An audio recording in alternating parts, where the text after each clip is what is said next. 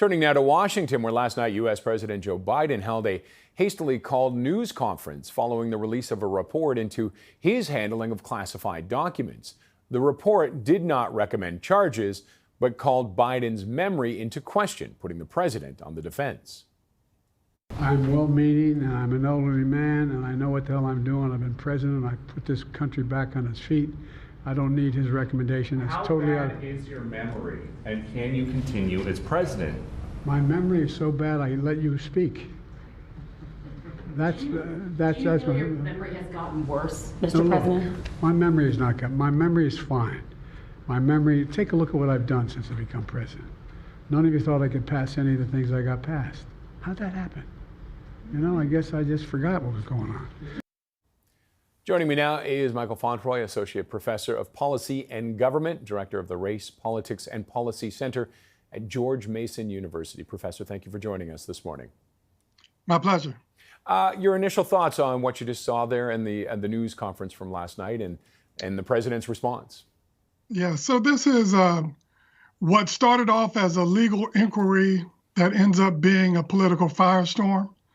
It's really unfortunate because I think what's getting lost in all of this is the bottom line, which is while the president mishandled classified documents, there was no indication of malice or refusal to cooperate. And that distinction between his classified document possession and former President Trump's classified document possession are going to get lost in all of this understandable but unfortunate political back and forth about his own mental competency. And then I would add, for those critics of President Biden on this particular point, they need to make the case that somehow Donald Trump, who is similar in age and has shown similar problems, is somehow not a problem. And so I just think that overall, it's a real mess for President Biden. His supporters across the country are going to have to cringe a little bit and figure out a way to make peace with it. And the country is going to have to process it between now and November. Have we ever seen a situation like this where a president's mental health is his mental facilities are being questioned? In retrospect, yes. Toward the end of Ronald Reagan's second term as president, and he was president from 1981 to 1989, there were some questions and some evidence which ended up being sort of borne true when he later announced a year or so after he left the White House that he had been diagnosed with Alzheimer's. So there is some evidence of that, and of course we may have seen that in previous presidents and not known. It takes a greater level of significance now when you have a president who's in his 80s, which we've never had before. But America's getting older generally, and so this also is a bit of a microcosm for our overall viewpoint on aging among people in general. But it is a legitimate concern, though. If they think he is suffering issues with that, it is a legitimate concern. He's the president of the United States. Yeah. Oh, I don't think there's any question it's legitimate and fair to raise questions. But at some point, those questions have to yield to the facts on the ground. President Biden hinted at that at the end of the clip you just played. But yeah, it's absolutely fair to ask the question and be concerned. Is this a political report that came out? Yeah, it started as a legal one and ends as a political one. It literally detonates a bomb in the Biden reelection campaign.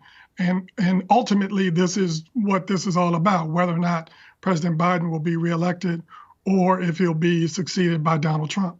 Now, you mentioned concerns about Trump. Could this affect either of them and force one of the parties to consider maybe that they drop out or reconsider who they think the candidates are?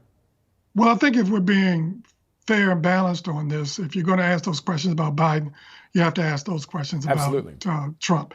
And I should also note that Republican candidate Nikki Haley has raised those questions specifically about Biden, but Trump has sort of been included in that. That's part of her argument that we don't need a bunch of 80-year-olds serving as president. Now, obviously, there's some concerns with that kind of line because I think it paints with too broad a brush, but it's fair. And both candidates, in my opinion, have to answer those questions. And I should also note, there are members, leaders, elites in both parties who have their powder dry, perhaps being ready to move should one of those two candidates or both prove to not be able to sustain themselves through November. What were to happen if this becomes a genuine issue? I mean, for now, there's some speculation, obviously, but in this next term that's coming up, what were to happen if it were to turn out to be true? What kind of fail-safes are there to protect the country? If what were to become true? That it turns out he does have some issues with his mental health, or if Trump were to win either of them, to say. Right. Hypothetical, purely hypothetical. Well, if they are deemed, whomever the president is, right? If they're deemed to be incompetent by a majority of the cabinet and the vice president, then they can be removed. That's a constitutional provision. So if it gets that far, we've got real problems.